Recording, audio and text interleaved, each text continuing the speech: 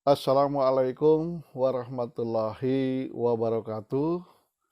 Sampurasun, Mugia Rahayu, Sagung Dumadi. Salam bahagia untuk saudara-saudaraku semua. Alhamdulillah kita masih bisa berjumpa. Teriring doa mudah-mudahan saudara-saudaraku, para siswa sekalian selalu sehat walafiat dan selalu terhindar dari virus COVID-19. Saudara-saudaraku, para siswa sekalian, apabila kita menyimak, kita memperhatikan di lingkungan sekitar kita, apakah itu di wilayah RT, apakah itu di wilayah RW, ataukah di kelurahan, kecamatan, dan seterusnya, kita akan melihat penduduk di sekitar kita itu makin lama itu semakin bertambah. Ya. Bahkan yang tadinya tanah itu kosong, ya, sekarang sudah berdiri bangunan. Ya. Dan semakin lama rumah-rumah itu semakin berdempetan. Ya. Nah, itu adalah sebuah ilustrasi, ya, dan menunjukkan bahwa jumlah penduduk Indonesia makin hari itu selalu makin bertambah dengan cepat. Nah, mari kita lihat data hasil sensus penduduk pada tahun 2010, ya, di mana penduduk Indonesia berdasarkan hasil sensus itu mencapai 237.641.326 jiwa. Tinggal timbul pertanyaan di benak kita. Berapa jumlah sekarang tahun 2020? Berapa banyak jumlah penduduk kita? Dari 2010 sekarang masuk ke 2020. Berarti kurang lebih sekarang sudah 10 tahun. Nah, saudara-saudaraku dan para siswa sekalian, tentunya untuk menghitung penduduk dari tahun ke tahun berikutnya itu bisa kita ketahui. Timbul pertanyaan, bagaimana caranya? Ada cara untuk menghitungnya, yaitu dengan proyeksi penduduk. Nah, saudara-saudaraku, proyeksi penduduk itu adalah untuk menghitung jumlah penduduk pada tahun yang kita inginkan. Bisa saja 5 tahun ke depan, 6 tahun ke depan, 7 tahun ke depan, 8 tahun ke depan, dan seterusnya. Inilah saudara-saudaraku, para siswa sekalian, yang akan kita bahas, yang akan kita pelajari, yang akan kita sharing saat ini. Oleh karena itu, mari saksikan videonya. Namun sebelum itu, saudara-saudaraku, para siswa, mengingatkan saja, barangkali ada yang belum subscribe atau like, silahkan terlebih dahulu subscribe atau like. Dan terima kasih kepada saudara-saudaraku dan para siswaku yang sudah subscribe dan like. Mudah-mudahan ini menjadi amal ladang pahala untuk saudara-saudaraku sekalian. Mari kita bahas, mari kita perhatikan, mari kita saksikan video ini. Baiklah, saudara-saudaraku, para siswa sekalian, mari kita lanjutkan materi pembelajaran kita mengenai proyeksi penduduk. Proyeksi penduduk adalah perhitungan jumlah penduduk di masa yang akan datang.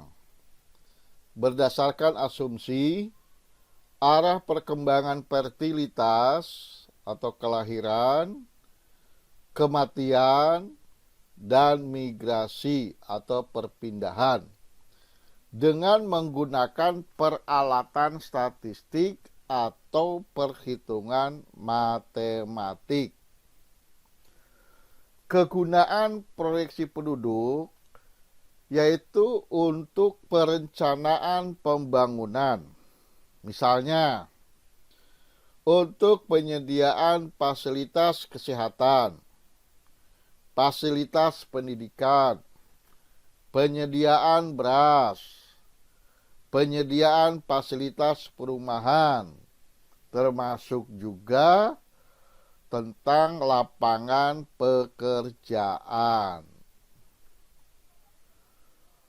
Pertumbuhan penduduk itu mengalami perubahan jumlah penduduk dari waktu ke waktu. Nah, perubahan jumlah penduduk itu dipengaruhi oleh 3 faktor utama, yaitu kelahiran, kematian, dan migrasi. Perubahan jumlah penduduk itu bisa bertambah, juga bisa berkurang. Bertambahnya itu disebabkan karena faktor kelahiran dan migrasi. Nah, untuk berkurangnya itu disebabkan karena faktor kematian. Sekarang bagaimana cara menghitung pertumbuhan penduduk? Kita awali dari pertumbuhan penduduk geometri. Nah, di dalam pertumbuhan penduduk geometri, yaitu pertumbuhan penduduk yang bertahap. Jadi setiap tahun merupakan satu tahap. Nah, misalnya kita lihat rumus. PT sama dengan P0 kurung buka 1 ditambah R kurung tutup pangkat T. Saya ulang. PT sama dengan P0 kurung buka 1 ditambah R kurung tutup pangkat T.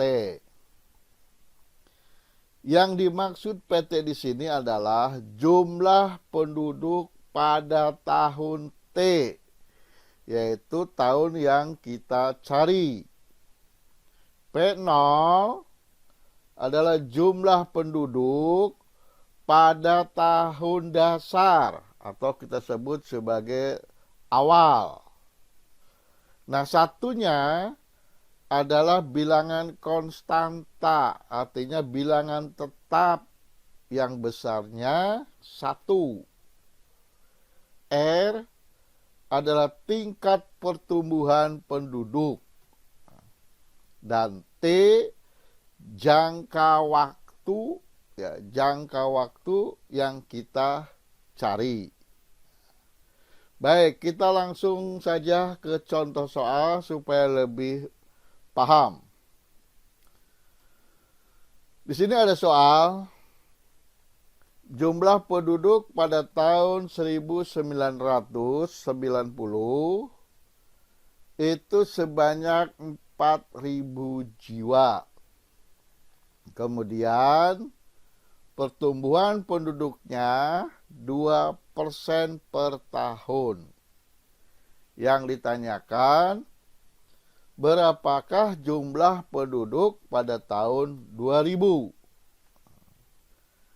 Kita ingat lagi rumusnya. Ya. PT ya, sama dengan P0 buka kurung 1 ditambah R kurung tutup pangkat T. Nah, berarti berdasarkan soal ini, PO-nya itu adalah penduduk awal, yaitu sebesar 4.000 jiwa. Kemudian satunya adalah bilangan tetap, ya, ditambah R. Ya. R-nya itu pertumbuhan penduduk 2%. 2%. Kemudian pangkat T. Pangkat T. T-nya di sini adalah waktu yang kita cari. Di mana di sini pertanyaannya itu berapa jumlah penduduk pada tahun 2000. Nah, sedangkan waktu itu di dalam soal ini tahun 1990. Berarti kita cari dari tahun 1990 sampai dengan 2000. Nah, berarti itu ada 10 tahun. Maka T-nya adalah 10. Berarti pangkat 10. Jadi saya ulang. 4.000 kali 1 ditambah 2% pangkat 10. Kemudian kita turunkan. 4.000 kali 1. Nah, ditambah 2%. 2%-nya kita rubah dulu ke dalam bilangan. 2% itu berarti 2/100. 2/100 itu sama dengan 0,02. Nah, berarti 1 ditambah 0,02 pangkat 10. Kemudian kita turunkan lagi. Kita turunkan 4.000 kali, ya. Tadi 1 ditambah 0,02 berarti 1,02 pangkat 10. Kemudian kita turunkan lagi 4.000 kali 1,22. 1,2 dari mana? Nah, 1,22 ini adalah hasil pembulatan dari 1,02 pangkat 10. 1,02 pangkat 10 itu sama dengan 1,218994442. Karena kita ambil 2 desimal, ini berarti 1,21. Nah, kita lihat di belakangnya masih ada angka, yaitu angka 899 dan seterusnya. Nah, ketentuan di dalam pembulatan adalah apabila lebih dari setengah, artinya 50 lebih, maka dibulatkan ke atas. Kalau kurang dari setengah, kurang dari 50, maka dibulatkan ke bawah. Nah, ini lebih dari 50, yaitu 89. 89 sekian, lebih dari 50, 89. Maka dibulatkan ke atas. Jadi menjadi 21. 21 ditambah 1. Karena dibulatkan ke atas. Menjadi 1,22. Nah, itulah hasilnya pembulatan 1,22. Nah, kita lanjut. 4.000 kali 1,22 sama dengan 4.880.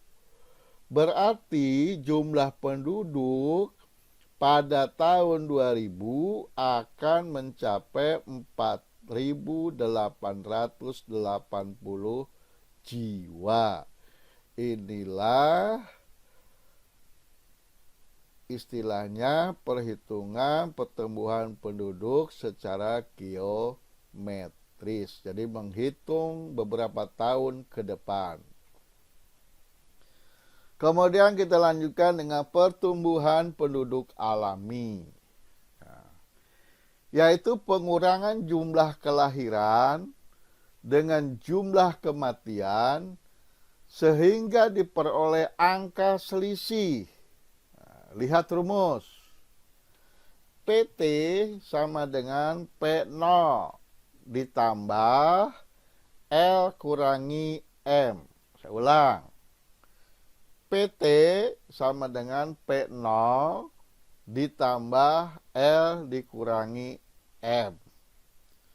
PT-nya adalah jumlah penduduk pada tahun T. P0-nya adalah jumlah penduduk pada tahun dasar atau awal. L adalah jumlah kelahiran. Dan M adalah jumlah kematian. Mari kita lihat contoh. Jumlah penduduk kota B pada tahun 2007 itu sebanyak 6.000 jiwa. Kemudian yang lahir sebanyak 700 jiwa dan yang meninggal 175 jiwa. Yang ditanyakan adalah berapa pertumbuhan penduduk alami. Nah, mari kita jawab dari soal ini. Kita lihat lagi rumusnya. PT sama dengan P0 ditambah L dikurangi M. Nah, P0-nya adalah jumlah penduduk tahun awal, ya, yaitu 6.000 jiwa. Ditambah lahir, L lahir 700 dikurangi M meninggal, lihat di catatan soal, 175 jiwa. Maka akan diperoleh 6.000 ditambah 525. 525 dari mana? Yaitu dari 700 dikurangi 175. Sehingga jumlah keseluruhan adalah 6.525. Jadi pertumbuhan penduduk alaminya kota B adalah jumlah penduduknya mencapai 6.525 jiwa. Baik, kita lanjutkan dengan pertumbuhan penduduk lengkap atau total, ya. Yaitu pertumbuhan penduduk di samping menghitung selisih kelahiran dan kematian juga memperhitungkan perpindahan penduduk masuk, yaitu yang disebut dengan imigrasi, dan perpindahan penduduk yang keluar atau pindah yang disebut dengan emigrasi. Kita lihat contoh atau kita lihat rumusnya, ya. Kita lihat rumus. PT sama dengan P0 ditambah L dikurangi M ditambah I dikurangi E. Saya ulang.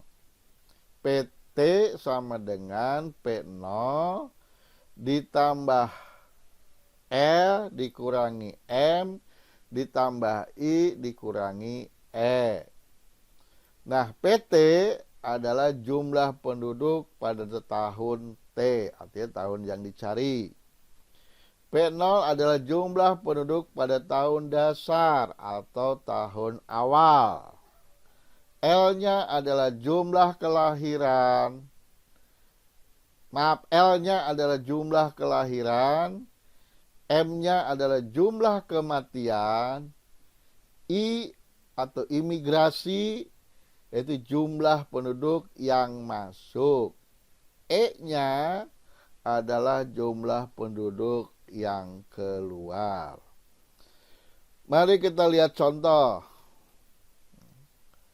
Pada tahun 2008, penduduk kota C berjumlah 6.000 jiwa. Lahir 700 jiwa, meninggal 175 jiwa. Yang datang atau masuk 200 jiwa. Dan pindah atau keluar 100 jiwa. Maka berapakah pertumbuhan penduduk lengkap atau total? Mari kita jawab. Lihat lagi rumus. Ya. PT sama dengan P0 ditambah L dikurangi M ditambah I dikurangi E. Maka kita peroleh P0-nya adalah 6.000, yaitu penduduk awal. Ya. Ditambah 700 adalah lahir. Dikurangi mati 175. Ditambah imigrasi atau masuk 200. Dikurangi yang pindah atau keluar 100. Maka kita akan peroleh 6.000 ditambah 525 ditambah 100, maka sama dengan 6.625.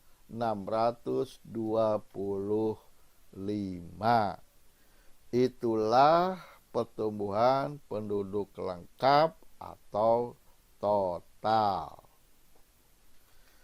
Saudara-saudaraku, para siswa sekalian, pertumbuhan penduduk yang cepat tentunya dapat menimbulkan berbagai dampak.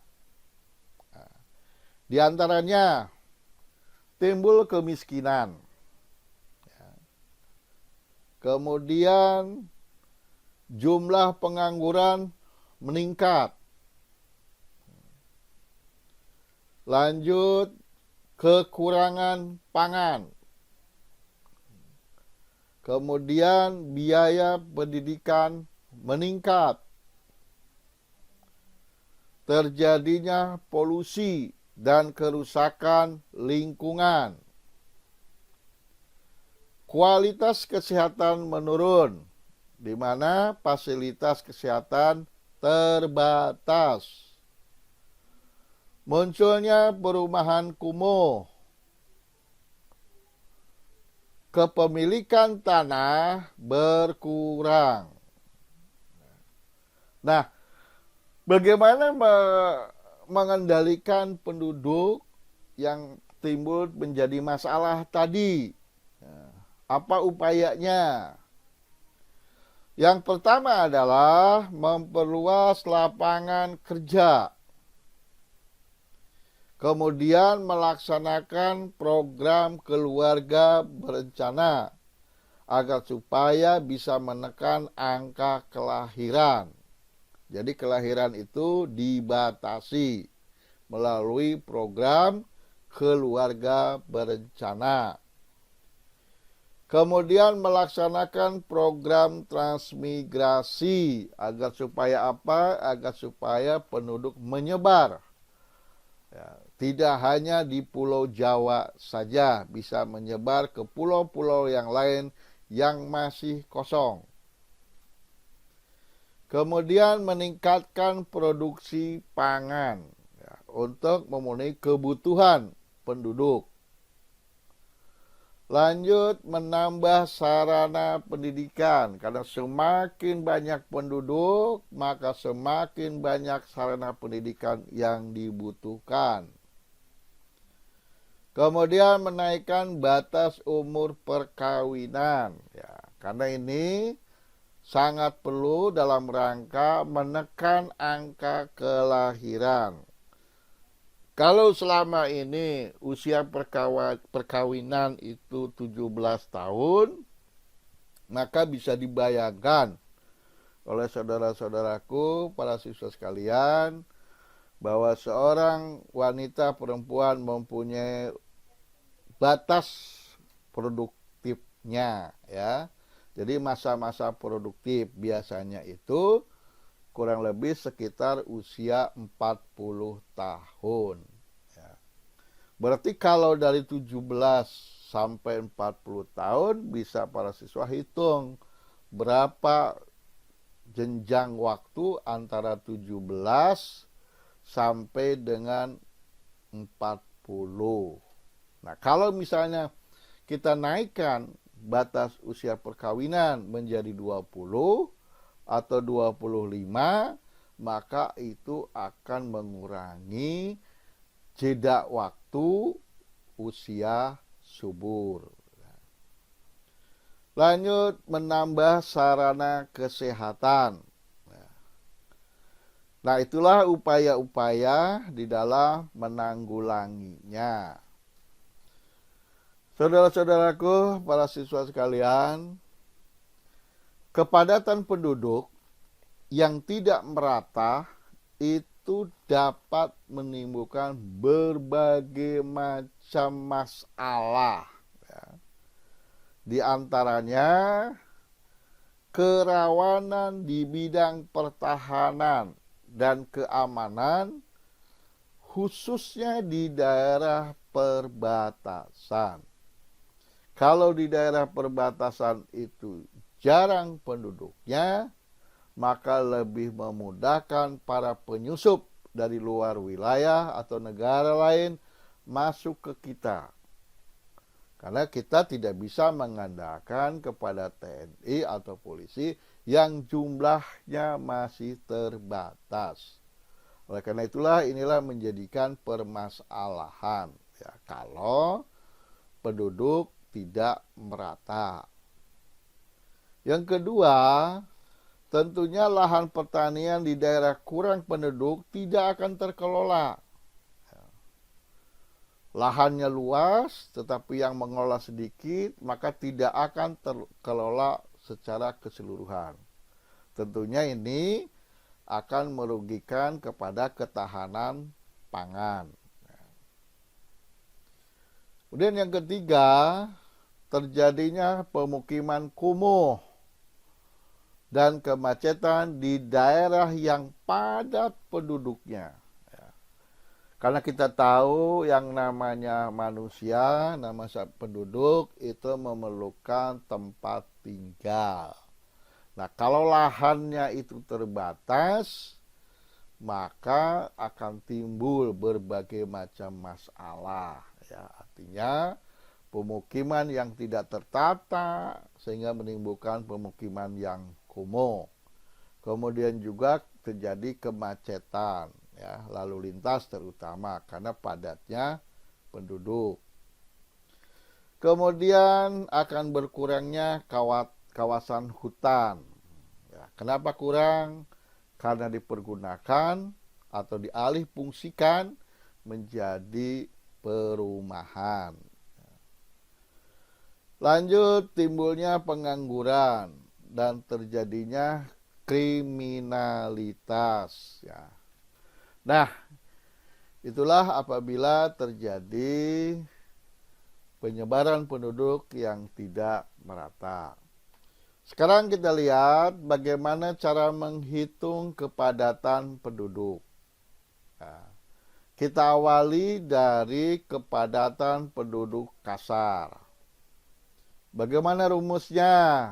Ya, rumusnya, kepadatan penduduk kasar atau KPK itu sama dengan jumlah penduduk suatu wilayah dibagi luas wilayah. Saya ulang. Kepadatan penduduk kasar sama dengan jumlah penduduk suatu wilayah dibagi luas wilayah. Kita lihat contoh. Penduduk pada tahun 2010 itu sebanyak 6.000 jiwa. Luas wilayahnya 1.500 km persegi. Yang ditanyakan berapakah kepadatan penduduk kasarnya atau kepadatan kasar penduduknya, ya, kota yang dimaksud. Kita jawab sesuai rumus, ya, jumlah penduduk suatu wilayah dibagi luas wilayah. Nah, berarti jumlah penduduknya adalah 6.000, ya, 6.000 ini. Luas wilayahnya adalah 1.500. Berarti 6.000 dibagi 1.500 sama dengan 4. Artinya kepadatan penduduk di kota ini per kilometernya adalah 4 jiwa. Kemudian kita lihat lagi kepadatan penduduk fisiologis. Rumusnya adalah jumlah penduduk suatu wilayah dibagi luas tanah pertanian. Saya ulang. Jumlah penduduk suatu wilayah dibagi luas tanah pertanian. Kita lihat contoh. Penduduk suatu kota sebanyak 6.000 jiwa. Luas tanahnya, arti luas tanah pertaniannya ada 1.250 km persegi. Berapakah kepadatan penduduk fisiologisnya? Maka sesuai rumus, ya, sesuai rumus di sini bahwa jumlah penduduk suatu wilayahnya ada berapa? Di sini ada 6.000. Ya, di sini ada 6.000 jumlah penduduknya. Kemudian luas tanah pertaniannya ada 1.250. Maka 6.000 dibagi 1.250 sama dengan 4,8%. Nah, karena ini 4,8%, kita bulatkan menjadi 5%, ya. Sehingga kepadatan penduduknya 5%. Nah, kemudian kita lihat lagi kepadatan penduduk agraris, ya.